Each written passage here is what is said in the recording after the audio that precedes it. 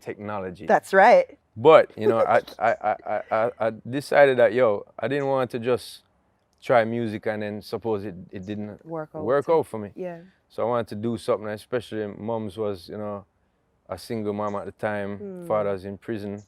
And I was like, I have to do something. So I tried to get in for architecture because I'd passed technical drawing and I thought that, TD, that would be good. architecture, makes sense, yeah. Yeah, they were like, you don't have the grades for that, son. So we're going to put you in hospitality and food management. Right. And you can probably transfer if your grades are good. And I went into that hotel management thing and there was 80 ladies in my class, Yendi.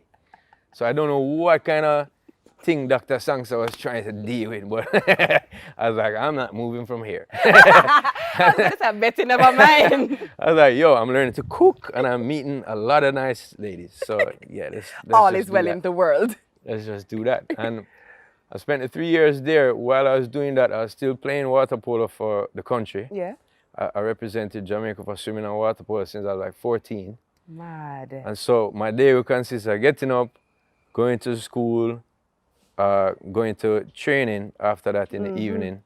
And then by about 9 o'clock, with chlorine all over me, going to the studios and being the fly on the wall, and writing my own rhymes and that kind of thing. Wow. And it took a couple of years for somebody to get a demo tape of me. My father heard it. He had come out of prison when I was 19. I was actually just going to ask you, because you said it so matter-of-factly, but I'm not going to lie. When you said it, I was kind of like, whoa, because I never knew that about your journey. If you don't mind touching on that, because you mentioned your mom being a single mom, but what happened with your dad? He was involved in many different things. Okay. And was a wild person as a youngster. He also was a swim champion when he was a kid. Oh, wow. And my mom too. The both of them swam for Jamaica in the 60s.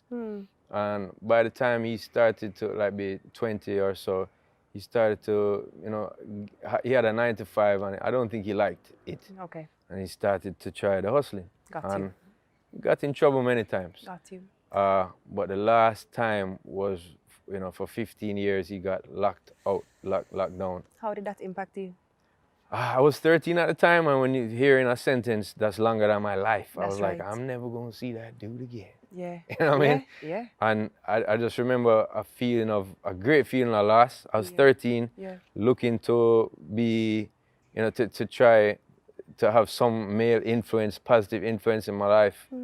And so I kind of started to look to sports people and music people. I was just going to ask, if music was a nice like a release from the reality of all of that. Yeah, it was. I mean, you go to school and people, even in prep school, you had been to jail and people come up to you and say, yo, your father in jail. Just like when you have your slice of pizza or your little patty in a yarn and everybody have run joke and and then they just come on that question and it's just like the whole crowd just come back on you and you hear the bawling and them thing there, because it's not that I felt ashamed of him. I just missed him, as a son. So the last time, as I said, that was 86 that he got the 15-year sentence. Right.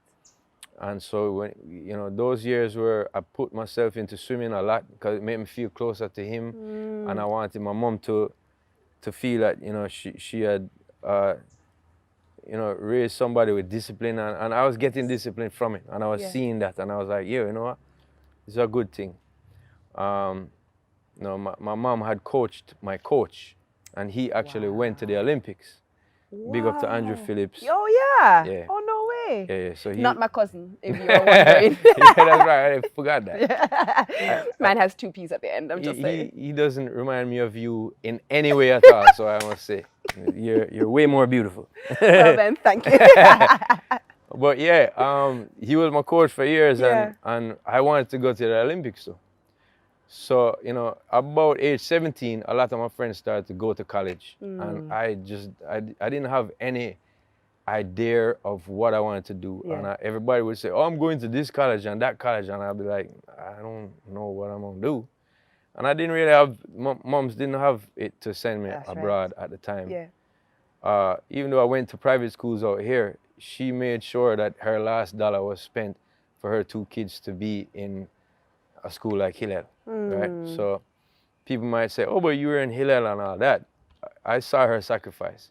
Right. I remember years, and I just saw it on Instagram the other day. In the 70s, the shelves in the supermarket was empty. Right, yes. And I remember hearing stories about, you know, uptown ladies fighting over the one bag of rice that they left. So I couldn't even imagine what was happening in the inner city at the time. Right. And yeah, those things kind of got, if you come from like the 70s and them time, that you remember when there was not a lot. Right. You know what I mean? In the middle of the brain drain and the yeah, no matter crisis where you were in society, there wasn't a lot. Things were hard. Yeah, there was differences to know, but there wasn't a lot in Jamaica back then. So you know what I like what you said a while ago though, because most people have this thing where when you reach a certain stage in high school, you're going to know what you want to do, and everybody's like, I was so focused and I was working hard, and I wasn't. And you're just like, yo, I never knew what I wanted to do, and I appreciate that, because everybody at 16 and 17, it don't mean that you really know what direction you're going in, and you're almost made to feel wayward for it. Yeah. You know? Yeah. And even those experiences taught me that later on in life, after the success of Dirty Rock, and everybody's like, what you gonna do now? How you gonna beat that? And I'm like, I don't know. Yeah. The same thing, it's the same feeling. I don't know. I just wanna do what I feel, and without trying to take any energy from anybody.